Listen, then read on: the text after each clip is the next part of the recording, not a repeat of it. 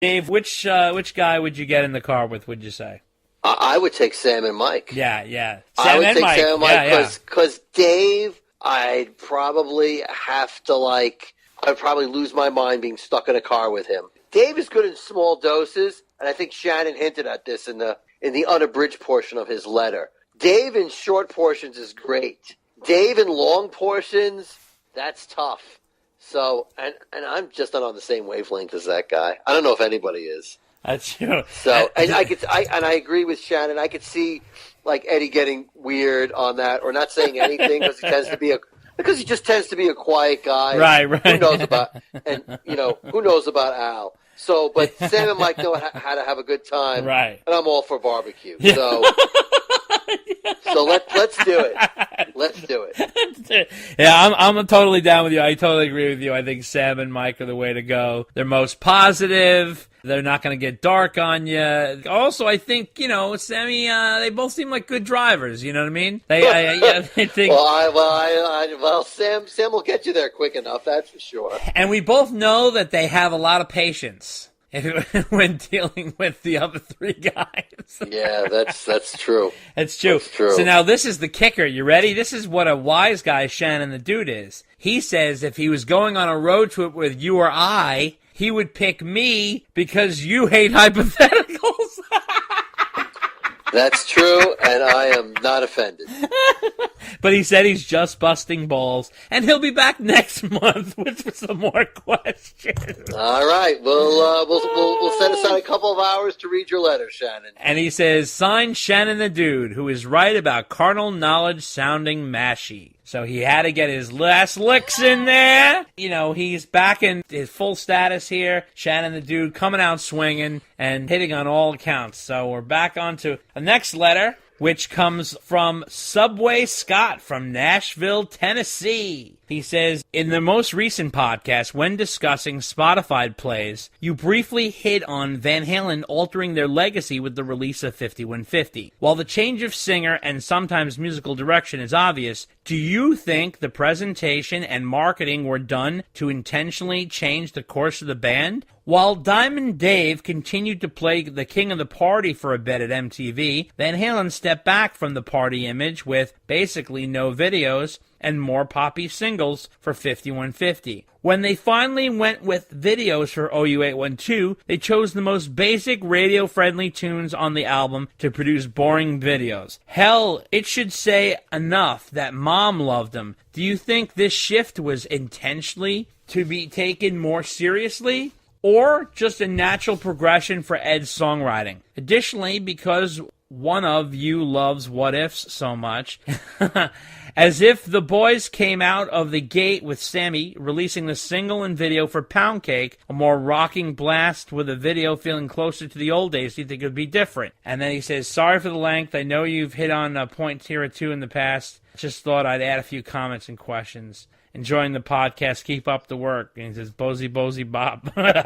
Zitty Bob. So, yeah, this is what I think, Scott. I think it was definitely the move to not do videos to get away from Dave. That's for sure. I think it really separated themselves from Dave because they knew he was going to go hard on videos, which he did. They said, you know what, let's go the opposite direction. I don't think they were trying to get more serious, but I do think that the more and more I read about this time, Eddie really changed the routing of the band more than Sam. I know Sam always is sort of the Yoko in this situation. He gets blamed for everything. But I really don't think, and Sammy says it in the interview I did with him last October. If you check October 2017, he says in that interview, that's what Eddie was writing, and I wrote along with the music Eddie was writing. So I really think that, and it's even said it when we were doing the piece in the Van Halen news segment, when Paul Stanley was saying Eddie was playing them all these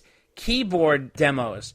Eddie wanted to go full on with the keyboards, and he really, really did. And that's a direction he wanted to explore, and he really couldn't do it with Roth. He did it a little bit with Jump and I'll Wait, And he definitely took the band in a different direction, and that's for sure. The more and more I think about it and the more and more I analyze it, that's the way I see it. I don't really blame Sam. Sam has a huge pass for rock, for both his solo career and Montrose, so there's no reason for that to happen. But I don't know, with Pound Cake, yeah, I mean, definitely, I think Pound Cake would have definitely been more well received by the old school Van Halen fans, that's for sure. But then again, I don't know, like, when you start playing Pound Cake and you start playing Yankee Rose and they start going head to head with each other, they're way too similar in the same vein. I don't know what would happen. It's hard to even picture that because Van Halen was definitely diving deep into the keyboards there with Love Walks In and Dreams and Why Can't This Be Love and When It's Love and Mine All Mine. I mean, my God, there's so many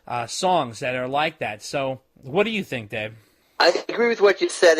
I don't think it was a conscientious move to be more serious. I think it was a conscientious move to move away from Dave. And it actually served them well in the long run. Because I think if they had kept on going the path they were going to go on, they would have went down the path that a lot of hair metal bands went on.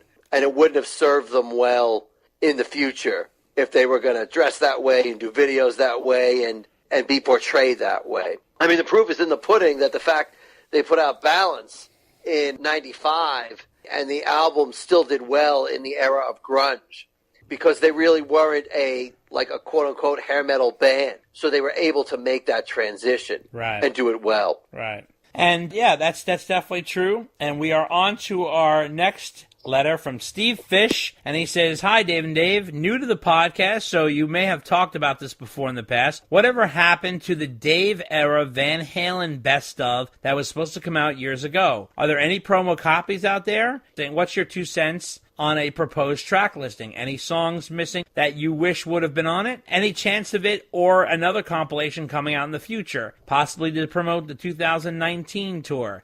Thanks. Really enjoying the podcast, Steve Fish." So, not that I am aware of that there are any promo copies. I don't think it got that far, but it was definitely halted for a reason. I don't know exactly what that was, maybe because Eddie was having some troubles. But I also, how many greatest hits are they going to put out within a short period of time? They already put out one in 96 and they put out one in 94, and it didn't really make sense to do another. But if I were to do a track listing, it would be something like this: Ain't Talk About Love, Jamie's Crying, Running with the Devil, You Really Got Me, Dance the Night Away, Beautiful Girls, Everybody Wants Some, and The Cradle Will Rock, Unchained, Pretty Woman, Little Guitars, Jump, Panama, Hot for Teacher, I'll Wait. What else do I have in here? I'm sorry. Oh, Eruption. And then I would use a bonus track, and I would put on the recorded version of In the Midnight Hour that was supposed to be on 1984. And that would be the album that I would do.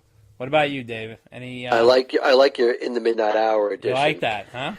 Yeah. So the way I remember it was that album was supposed to come out for the first reunion tour with Dave, which was 2007, right? Right. And I think Rhino was supposed to put that out.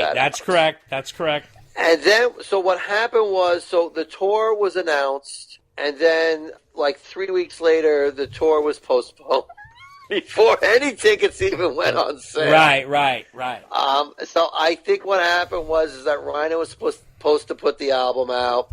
The tour was supposed to happen. The tour got postponed, and then Rhino was like, "Oh, forget this. I mean, are these guys even going to tour?" Right, yeah. So they just abandoned the whole thing. Mm-hmm. The whole thing being a Dave-only era of the greatest hits. Right. I mean, you had said, how many greatest hits are they going to put out? Right. I mean, as many as the record company wants. Right. But I think in these days of Spotify and all, you really don't even need to do that anymore. Not anymore, no. It's really more about promoting a playlist than it is about a greatest hits album. Yeah. But Van Halen tends to do things old school, so if they did tour in 2019, I wouldn't be surprised if they did come out with a Dave-only era, a greatest hits album. It would be really nice if they had a bonus track on there, or even one or two new tracks. I know. Which would be phenomenal. But knowing these guys, they'll blow it like they usually do. So. I'm sorry to be negative. No, that's just okay. Realistic. No, it's realistic. It's realistic. These guys don't these guys wouldn't know a bonus track if it smacked them in their Panama butts. That's right. And so we're on to our last letter, of course, and this is a kind of a double letter here. And it is from Midwest Ron, the heavyweight champion of letter writing from the mailbag segment. He says, Dave's, in response to whether Dave M. could buy Sammy's Lake House Arrowhead home in California in cast number 34, 17 minutes in. He's very precise. His asking price in 2007 was $5.9 million. And the revised asking price in October of 2018 is $4.7 million. Now, I've considered the possibility it's only $717 per square feet and determined that Dave M. relocating to the left coast would not work. He's too tied to his lifestyle and the rat race of the right coast living. However, if he were to win the lottery, he might buy it for a vacation home, but he'd probably end up renting it out instead. And this is Midwest Ron. Well, the funny story about this little exchange is the one little mouse seems to get involved here and writing letters back to Ron behind my back. That being my partner, Dave, who then writes back to Ron, who forwarded me the letter. Stop it right there. I copied you on the reply. Don't be fronting me on the podcast. I totally copied you. Please, behind your back. Nice try. Maybe you should read your email. Oh, shit. All right, listen. He says here, I was adding it for dramatic effect. Ron, I am definitely an East Coast guy, although I would happily rent it out to Dave C. Wouldn't be the first time I was his landlord. Oh, that little bitchy comment of yours. You were such a cock. You can't waste a moment. You can't wait. And by the way, you were never my landlord. Your parents were my landlord. I know. That's why and that's why I just said my mother says hello. Oh, your mother says hello. Okay. All right. Good. Say hello to your mother for me. All right. I will. That's my Marky Mark impersonation. Also, he has another letter here, and this is regarding a more serious matter, the whole Love Walks In debacle. Yeah.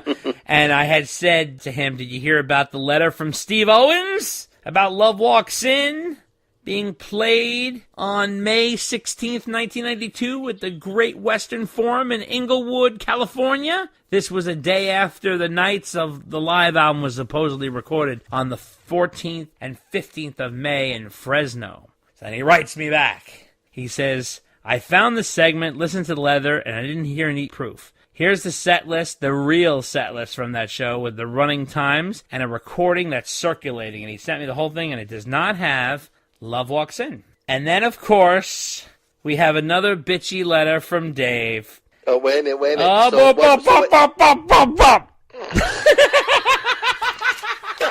wait. That's what we said. He said, go ahead. I said, wait a second, let me finish. Ron says here, since it didn't come up in the latest Dave and Dave Unchained mailbag segment, I'll follow up with you in case Dave C. didn't let you know, like I'm hiding this fact. This came forth from a question about 92 minutes into cast number 32, where he said that Love Walks In wasn't played in 91, 92, and someone wrote in during the mailbag and episode number 33 to say that they did the night after the Fresno shows, but I think they got their information from a bad online source, and he gives the details. And then there's a Dave with another little bitchy comment saying, Ron, thanks for letting me know. Dave C. probably doesn't want to have to admit on air that I'm right again. Of course, you evil bastard. Right, which I copied you on again. Oh, here we go. So after your snarky little comment of saying, oh, you're doing stuff behind my back, which is completely untrue. I mean, you're about as honest as a White House press secretary. Oh, my God. You leave my girl Sarah Sanders. Ron has to forward me emails that you're replying to him on because God forbid you have to say again on the podcast that I was right. I know that's painful for you, Oh, but, my God. you know, Those are the breaks. Listen to this guy. He loves throwing shade, folks. He loves throwing shade. Only on you, baby. That's right. All on me. I bathe in your shade. And, and that wraps up our mailbag segment. And we are on to our deep dive discussion